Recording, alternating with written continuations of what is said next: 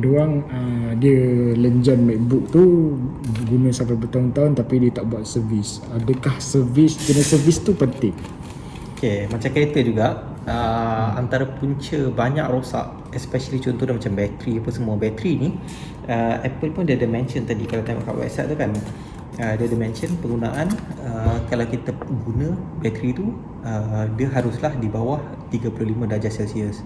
So 35 darjah Celsius ni sebenarnya kebanyakan komputer, orang buat editing apa semua, ambient punya temperature dalam tu, processor punya temperature kadang-kadang naik sampai 80 lebih. So bila 80 lebih dekat processor, ambient tu maknanya bahagian dalam tu, sebab body ni kan besi apa semua kan, aluminium kan. So ambient dalaman punya temperature kadang naik sampai 40, 45, malah kadang-kadang sampai 50 pun ada. So bila ambient sampai 50, so that's pentingnya untuk install macam software macam Mac Fan Control ataupun HW Monitor kalau tak silap, untuk kita tengok temperature tu. So macam bateri kalau naik sampai 50 degree Celsius, kita pakai, lepas tu kita plug in charger, charging lagi dalam keadaan bateri tu panas, lagilah cepat dia kembung. Silap kadang-kadang boleh explode. Ada setengah model mungkin tahun 2015 yang mana Apple ada recall program, kadang-kadang boleh ada chances to explode. Apple sendiri acknowledge bahawa benda tu ada chances untuk explode lah. So cara paling baik sebenarnya memang bateri apa semua pun kena charging dalam keadaan dia tak panas, dan keadaan at least bawah 35 degree Celsius. Sama juga dengan prosesor apa semua, lagi kurang panas dia lagi baik. Sebab bila kita pakai untuk heavy usage apa semua, prosesor dia akan pakai lagi banyak power untuk the processing. So bila pakai lagi banyak power, dia akan dia akan panas lah. Dia akan panas. Panas tu ialah lebihan daripada energi tu lah, yang dia tak digunakan. Itu kalau cerita Intel Mac kan. Intel Mac. Actually sama juga. Semua. Okay, ni ramai tak tahu. Tahu tak dalam iPhone sebenarnya ada thermoplastic? Okay, ramai tak tahu. Sebenarnya dalam Android punya phone, dalam ada setengah iPhone, actually bukan setengah iPhone, semua iPhone pun dia memang ada.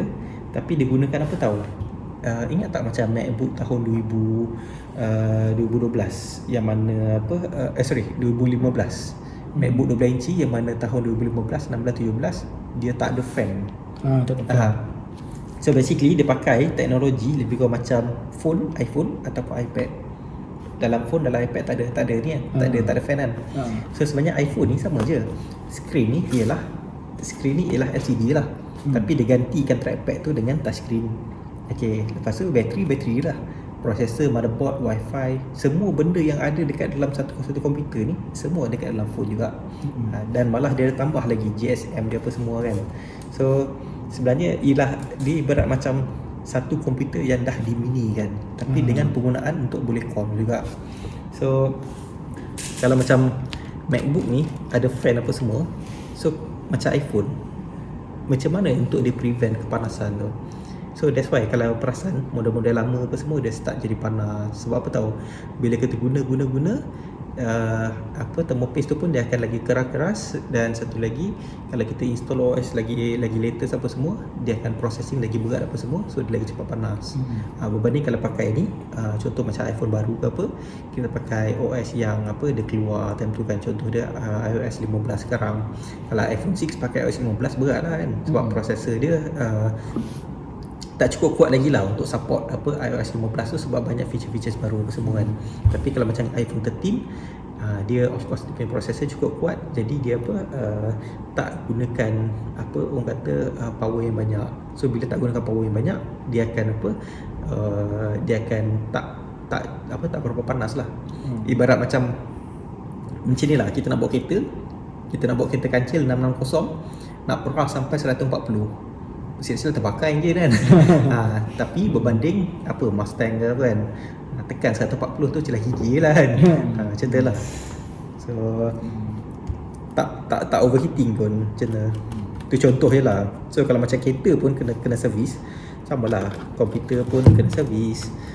So cuma contoh dia ada certain benda serviceable, bolehlah servis. Contoh dia macam ni, komputer kita boleh tukar thermoplastic lagi apa semua.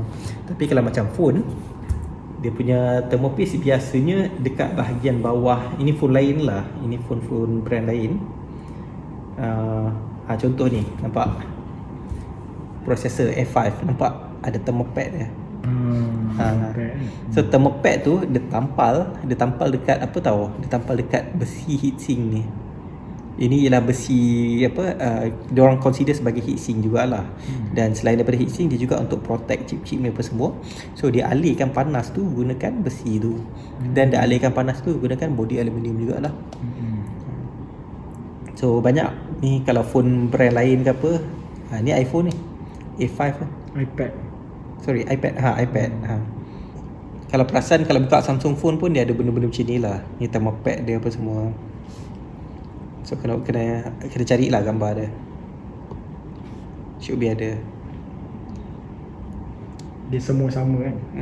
So dia kegunaan dia ialah critical component. Dia nak kena cool down critical component, contohnya macam processor ataupun graphic processor yang processing graphic motion ke apa. So apa dia letak thermopad tu kat situ ataupun thermopiece tu kat situ.